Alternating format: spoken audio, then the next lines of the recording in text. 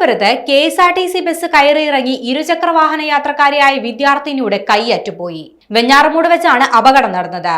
നാഗർകുഴി സ്വദേശിനിയായ 19-കാരി ഫാത്തിമയുടെ കൈയാണ് അറ്റുപോയത്. വെഞ്ഞാറമൂട് പുത്തൻപാലം മാർക്കറ്റ് ജംഗ്ഷന് സമീപം ഇന്നലെ സന്ധ്യയോടെയാണ് അപകടമുണ്ടായത്. ഫാത്തിമയും കുറ്റിമൂട് സ്വദേശിനിയായ സഹപാഠി ഷബാനയും പഠനം കഴിഞ്ഞ് ഇരുചക്രവാഹനത്തിൽ വീട്ടിലേക്ക് മടങ്ങുകയായിരുന്നു. ഇതേ ദിശയിൽ പിന്നിലൂടെ എത്തിയ KSRTC സ്വിഫ്റ്റ് ബസ് ഇരുചക്രവാഹനത്തെ ഓവർടേക്ക് ചെയ്യാൻ ശ്രമിക്കുന്നതിനിടെയാണ് കൂട്ടിയിടിച്ച അപകടമുണ്ടായത്. ഇടിയുടെ ആഘാതത്തിൽ സ്കൂട്ടർ മറിഞ്ഞ് വാഹനത്തിന് പിന്നിലിരുന്ന ഫാത്തിമ തെറിച്ചു വീഴുകയും കൈയിലൂടെ ബസ് കയറി ഇറങ്ങുകയുമായിരുന്നു. ഉടനെ തന്നെ ഇരുവരെയും നാട്ടുകാർ ചേർന്ന് തിരുവനന്തപുരത്തെ സ്വകാര്യ ആശുപത്രിയിൽ പ്രവേശിപ്പിച്ചു. ഫാത്തിമയുടെ കൈ തുന്നിച്ചേർക്കുന്നതിനായി സ്വകാര്യ മൾട്ടി സ്പെഷ്യാലിറ്റി ആശുപത്രിയിലേക്ക് മാറ്റി. ഷബാനയും ഫാത്തിമയും വെഞ്ഞാറമൂട്ടിലെ സ്വകാര്യ മെഡിക്കൽ സ്ഥാപനത്തിലെ MLT വിദ്യാർത്ഥിനികളാണ്.